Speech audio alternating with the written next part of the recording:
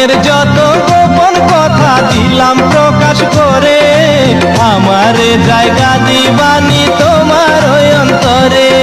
সারা জনম আপন হইয়া আমার কাছে রইবানি, তুমি সারা জনম আপন হইয়া আমার কাছে রইবানি।